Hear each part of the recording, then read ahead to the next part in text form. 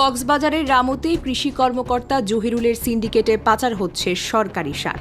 ঊর্ধ্বতন নির্দেশে ৩ দিনের মধ্যে তদন্ত প্রতিবেদন জমা দেওয়ার কথা থাকলেও পার হয়েছে ৫৬ দিন। মোটা অঙ্কের ঘুষ দিয়ে চুপ আছেন উপজেলা কৃষি কর্মকর্তা সুশান্ত দেবপাল। সিন্ডিকেটের কাছ থেকে বস্তা প্রতি ৩০০ করে টাকা নেন জহিরুল, ভাগ পায় উপরমহলও। বিস্তারিত দেখুন কক্সবাজার থেকে রেজা কিবরিয়ার পাঠানো ৩ পর্বের ধারাবাহিক অনুসন্ধানী প্রতিবেদনের প্রথম পর্বে। কক্সবাজার জেলার রামু উপজেলার কচ্ছপিয়া ইউনিয়নে সার পাচার, অনিয়ম ও কৃষি সেবা প্রদানে গাফিলতির একাধিক গুরুতর অভিযোগ উঠেছে কচ্ছপিয়া ইউনিয়নের উপসহকারী কৃষি কর্মকর্তা মোহাম্মদ জহিরুল ইসলামের বিরুদ্ধে। এ ঘটনায় সংশ্লিষ্ট কর্তৃপক্ষ তদন্তের নির্দেশ দিলেও ৫৬ দিন পরেও প্রতিবেদন জমা না দেওয়ায় প্রশ্ন উঠেছে উপজেলার দায়িত্বপ্রাপ্ত কৃষি কর্মকর্তা সুশান্ত দেবপালের ভূমিকা নিয়ে।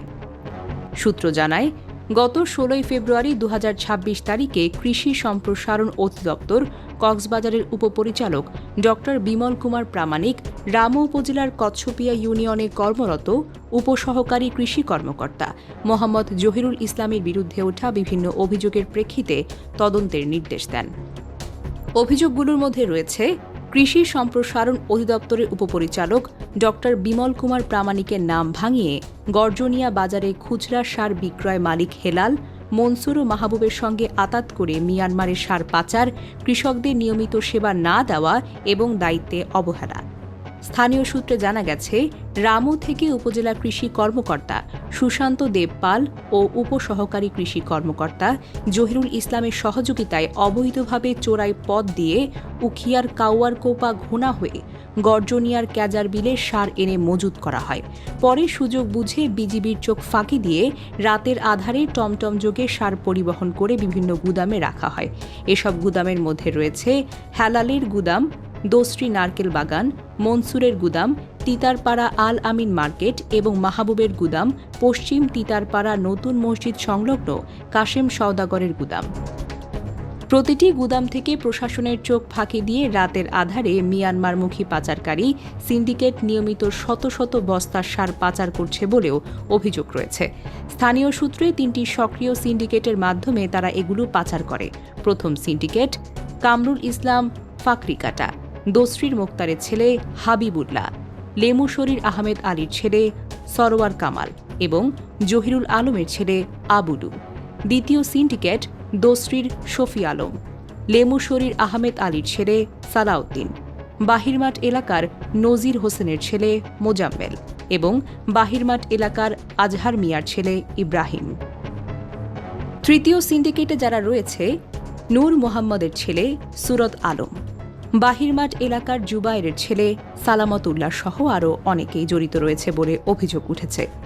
এমন নির্দেশনায় রামু উপজেলার কৃষি কর্মকর্তা সুশান্ত দেবপালকে সরেজমিনে তদন্ত করে ৩ কার্যদিবসের মধ্যে প্রতিবেদন জমা দিতে বলা হয়েছে।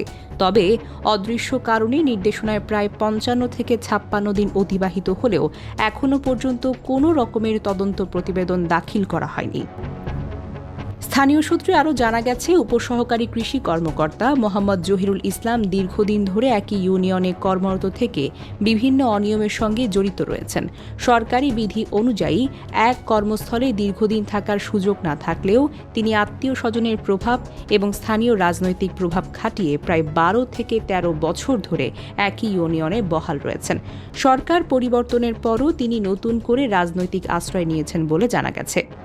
এ বিষয়ে কক্সবাজার কৃষি সম্প্রসারণ অধিদপ্তরের উপপরিচালক ড বিমল কুমার প্রামাণিকের কাছে জানতে চাইলে তিনি বলেন, সীমান্তবর্তী এলাকা হওয়ায় অনেক কর্মকর্তা সেখানে দায়িত্ব নিতে চান না, তবে অন্য কাউকে সেখানে দেওয়ার চেষ্টা চলছে। তদন্ত সূত্রে জানা গেছে, তাকে অন্যত্র বদলি করার উদ্যোগ নেওয়া হলেও বিভিন্নভাবে ঘুষের মাধ্যমে বদলি আটকে দেয় জহিরুল ইসলাম। এলাকাটি মিয়ানমার সীমান্তবর্তী হওয়ায় সার পাচারের ঝুঁকি অনেকটাই বেশি। এই সুযোগ কাজে লাগিয়ে দীর্ঘদিন ধরে সার পাচারের মাধ্যমে বিপুল পরিমাণ অর্থ সম্পদের মালিক হয়েছেন বলেও অভিযোগ উঠেছে। স্থানীয় কৃষকদের অভিযোগ, মিয়ানমারে পাচার হওয়া প্রতিটি বস্তা সার থেকে ৩০০ টাকা করে নেওয়া হয়। কেউ এই বিষয়ে বাধা দিলে তাদের সঙ্গে বিরোধ সৃষ্টি হয় এবং তাকে হুমকি ধামকিও দেওয়া হয়।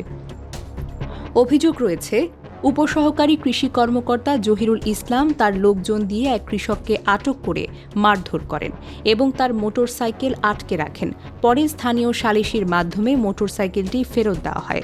ভুক্তভোগী কৃষকদের অভিযোগ, তারা প্রয়োজন অনুসারে কোনো সার পাচ্ছেন না। অল্প পরিমাণ সার পেলেও তা নির্ধারিত দামের চাইতে 2 থেকে 3 গুণ বেশি দামে কিনতে হচ্ছে। এতে উৎপাদন ব্যয় যেমন বেড়ে গেছে, তার চরম আর্থিক চাপেও পড়ছেন। এ বিষয়ে সংশ্লিষ্ট কর্তৃপক্ষের দৃষ্টি আকর্ষণ করে দ্রুত তদন্ত সম্পন্ন করে দায়ীদের বিরুদ্ধে প্রয়োজনীয় ব্যবস্থা গ্রহণের দাবি জানিয়েছেন স্থানীয় কৃষক ও সচেতন মহল। দর্শক, পরবর্তী পর্বে থাকছে আরও বিস্তারিত। চোখ রাখুন দৈনিক অগ্রযাত্রা প্রতিদিনে। অগ্রযাত্রা প্রতিদিন, নির্ভীক প্রত্যয়ে উজ্জীবিত।